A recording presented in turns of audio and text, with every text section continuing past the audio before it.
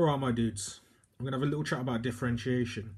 Not so much as I had to do it, because I suspect everyone knows how to differentiate, and if you really don't know how to differentiate, you're kind of in trouble. Hit the textbooks, stop watching this video, reconsider your life, quite frankly, because that is literally basics, and if that's my class you're watching and you don't know how to do it, Jesus H. Christ, I worry. Anyways, enough of this. What am I going to talk about then? I'm going to talk about how differentiation interacts with graphs, and then like how can you use it to tell you things about graphs of functions. Let's first look at the notation. Differentiation can be written in written in many ways, but the most common are the first two that are written after the colon, f dash x and dy dx. X dot is a weird notation. I like it. I remember it from university, and that's why I like it. It's literally a nostalgia trip for me. X dot and x double dot. I remember using it in something called intermediate dynamics. Dynamics is basically sort of like mechanics on steroids, but it's not very much used, and if you know the first two, you're pretty much okay. So let's start with the function, f of x. If we differentiate it, it can be one of three things. It can either be larger than 0, equal to 0, or less than 0.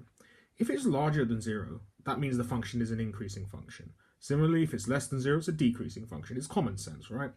Your gradient goes, if your gradient's positive, you're going up, of course your function is going to be increasing, and vice versa. The only thing I would say might potentially trip you up is mixing up increasing function and maximum, decreasing function and minimum. They mean different things, all right? And we'll talk about what maximum and minimum mean as we get to it. If f dash of x equals 0, though, you've got something called a turning point, often can be referred to as a stationary point. And what's special about that is that the gradient is 0. Okay? Now, if you've got a turning point, we can classify it as one of two things. Well, one of three things, actually. A maximum, minimum, or saddle point, that point of inflection I've got in brackets right at the bottom. If it's a maximum, it's like the peak of a, peak, really. Tip of a peak. And if it's a minimum, it's like the bottom of a trough. Yeah, so if you imagine, let's say, a normal quadratic, that's got a minimum because it's a U shape, and at the bottom there is a lowest point, and that would be the minimum. Similarly, if you had a minus x squared, that would be a maximum. How can we tell? It's the opposite way around that you think it should be. If you differentiate a second time and it's less than 0, it's a maximum. If you differentiate a second time and it's greater than 0, it's a minimum. But what if it is 0? Then I very, very strongly advise you to sketch it. Have a look at the picture. It'll be clear from context. How would you sketch it? You'd work out where f double dash x equals 0 and where f of x equals 0. I'm sorry, let me take that back. You'd work out where f dash of x equals 0, right? And then you'd go either side, very, very small amount, and see what's happening.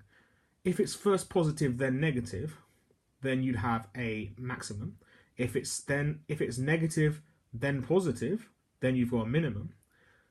And if they're the same, you get one of these weird creatures called a saddle point, or a point of inflection.